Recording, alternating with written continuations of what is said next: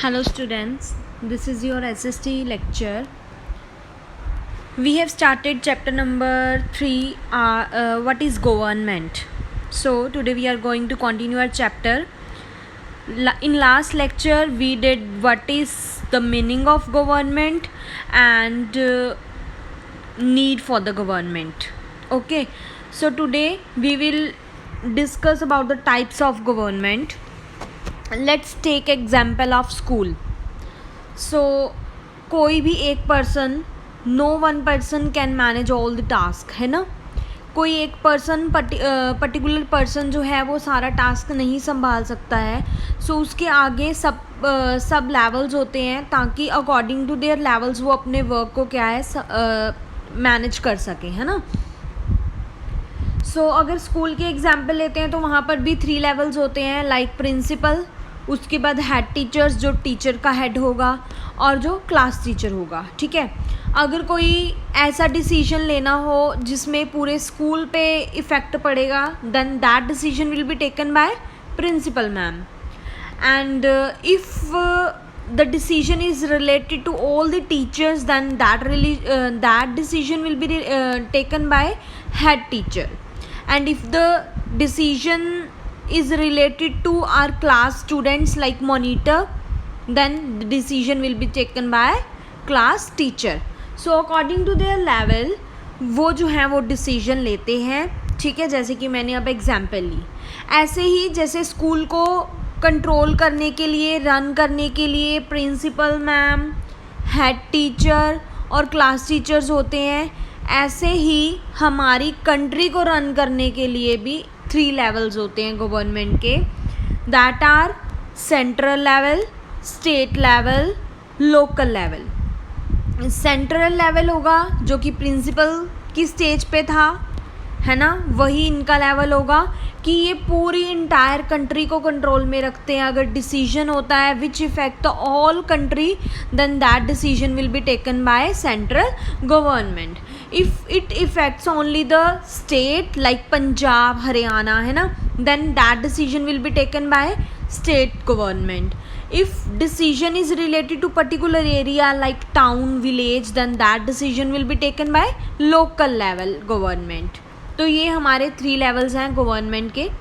Central level जो कि as a whole country देखता है, स्टेट लेवल जो कि स्टेट देखता है लाइक असम और गोवा, और उसके बाद आ जाता है लोकल लेवल. लोकल लेवल में हमारा विलेज भी आ सकता है, सिटी भी और टाउन भी. सो ये हमारे 3 लेवल्स थे.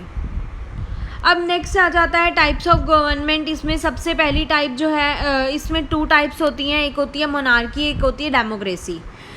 मोनार्की तो वो होती है बेटा जैसे पुराने टाइम में होती थी, किंग होता था, वो पूरे अपने एरिया को कंट्रोल में रखता था, अपने किंगडम को कंट्रोल में रखता था. अगर किंग की डेथ हो जाती थी आगे उसका जो सन होता था वो उसकी जो है थ्रोन ले लेता था. ऐसे ही जनरेशन बाय जनरेशन जो है ये पास होता रहता था. अब नेक्स्ट आ जाता है democracy. Democracy is a type of government in which people of the country make decision for the country together. सभी सिटीजन्स मिलके अगर कोई डिसीजन लेते हैं for our country that is known as democracy. Democracy direct और representative हो सकती है. ठीक है, डायरेक्ट डेमोक्रेसी है जहाँ पर सभी पर्सन, सभी सिटीजन्स जो हैं डायरेक्टली पार्ट लेते हैं अगर कोई डिसीजन लेना होता है. और रिप्रेजेंटेटिव में क्या होता है, citizen select a group of people, कुछ ग्रुप ऑफ पीपल सेलेक्ट कर लेते हैं जो कि डिसीजन लेते हैं उनके बिहाफ पे. समझ आ गया होगा. और नेक्स्ट अगर कंपैरिजन करना हो मोनार्की और डेमोक्रेसी में तो आपको पता ही है, इधर कंट्रोल करने वाला किंग और क्वीन होता है और इधर डायरेक्टली और इनडायरेक्टली सिटीजन्स इन्वॉल्व होते हैं टू टेक द डिसीजन, है ना.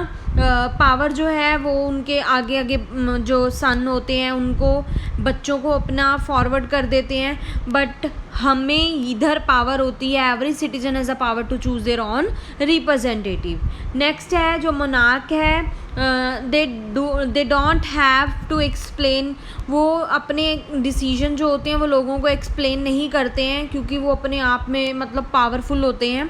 बट डेमोक्रेसी में क्या होता है, लोगों की ज़रूरतों को देखा जाता है, आफ्टर दैट डिसीजन जो है वो लिया जाता है. नेक्स्ट पॉइंट है यहाँ पर सिटीजन्स के पास राइट हो भी सकता है और नहीं भी हो सकता, but in democracy citizens has the right. अब नेक्स्ट आ जाता है यूनिवर्सल अडल्ट फ्रेंचाइज। हमने ऑलरेडी यूनिवर्सल अडल्ट फ्रेंचाइज पिछली क्लास में भी पढ़ा हुआ है और इस क्लास में भी मैंने एक्सप्लेन आपको किया था, but still I am repeating again. और यूनिवर्सल अडल्ट फ्रेंचाइज ये होगा कि जो अबव 18 है, हर एक सिटीजन को राइट है कि वो अपनी वोट जो है उसमें पार्टिसिपेट करके, इलेक्शंस में पार्टिसिपेट करके अपने रिप्रेजेंटेटिव को चूज़ कर सकता है। सभी इसमें इक्वल हैं ना, यहाँ पर कोई अमीर कोई गरीब नहीं देखा जाता, रिच और पुअर को नहीं देखा जाता। तो जो भी 18 अबव हैं वो इलेक्शंस में पार्टिसिपेट कर सकते हैं। तो ये आपका था यूनिवर्सल अडल्ट फ्रेंचाइज। अब आपका ये NCERT बुक में है बेटा डेमोक्रेटिक गवर्नमेंट। वैसे तो हम पढ़ चुके हैं डेमोक्रेटिक गवर्नमेंट में भी, है ना। तो इंडिया जो है हमारी डेमोक्रेसी कंट्री है, ओके। तो ये बहुत सारा स्ट्रगल करने के बाद इंडियन लोगों ने बहुत स्ट्रगल किया था। आफ्टर दैट जो हमारी कंट्री थी वो डेमोक्रेटिक में आई थी। एंड बहुत सारी अदर प्लेसेस भी हैं जहाँ पर उन्होंने स्ट्रगल कर के डेमोक्रेसीज जो है अपनी कंट्री में वो लाए हैं। तो मेन फीचर डेमोक्रेसी का क्या है कि हमारे पास एज अ सिटीजन पावर होती है कि हम अपने लीडर को खुद चूज़ कर सकते हैं डेमोक्रेसी में।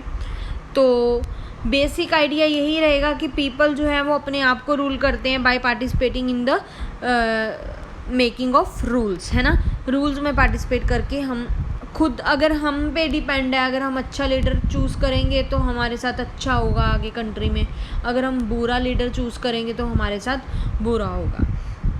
डेमोक्रेटिक गवर्नमेंट जो पुराने टाइम में होती थी वो क्या होती थी, रिप्रेजेंटेटिव होती थी। मतलब हम ग्रुप ऑफ पर्सन जो थे वो चूज़ कर लिया करते थे और वो हमारे बिहाफ पे डिसीजन लेते थे। बट नाउ अ टाइम क्या होता है, हम अपने इलेक्शंस में पार्टिसिपेट करके खुद अपने लीडर को जो है वो चूज़ कर सकते हैं, ठीक है। गवर्नमेंट तभी तक अपने आप को डेमोक्रेटिक नहीं कहलाएगी जब तक वो यूनिवर्सल अडल्ट फ्रेंचाइज को अपनी कंट्री में लेके नहीं आती। क्यों? क्योंकि यूनिवर्सल अडल्ट फ्रेंचाइज में हर एक सिटीजन को राइट होता है कि वो अपनी मर्ज़ी से किसी भी जो है किसी भी लीडर को चूज़ कर सकते हैं। तो यहाँ पर गवर्नमेंट जो है वो पुराने टाइम में क्या होता था, गवर्नमेंट जो थी अलाउ नहीं करती थी पुअर पीपल को और वुमेन को, ना ही पढ़ने के लिए अलाउ करती थी, ना इलेक्शंस में पार्टिसिपेट करने के लिए। बट धीरे धीरे वो स्ट्रगल करते रहे और गांधी जी ने भी इसमें बहुत सारी हेल्प की थी, जिसकी वजह से यूनिवर्सल अडल्ट फ्रेंचाइज आया था। सभी लोग इक्वल माने गए कि कोई भी अपनी मर्जी से किसी को भी इलेक्शन में पार्टिसिपेट करके लीडर को चूज़ कर सकता है। तो ये आपका जो है यहाँ तक कंप्लीट हो गया। सो आज हमने क्या किया, आज हमने किया levels of government, universal adult franchise, monarchy and democracy के बारे में और डेमोक्रेटिक गवर्नमेंट के बारे में। आई होप आप सबको समझ आ गया होगा। लीड की वीडियो किसी ने स्किप नहीं करनी है। जो भी क्वेश्चंस मैं आपको डेली दे रही हूँ रिटर्न के लिए, उसको आपने लर्न करके रिटर्न प्रैक्टिस भी करनी है। बच्चे साथ के साथ करते जाओ, अदरवाइज़ बहुत पीछे रह जाओगे, क्योंकि मैं ओनली 2 क्वेश्चंस ही दे रही हूँ, मैं ज़्यादा क्वेश्चंस दे ही नहीं रही हूँ। तो अगर कोई डाउट होता है you can ask me personally. Have a nice day, happy learning.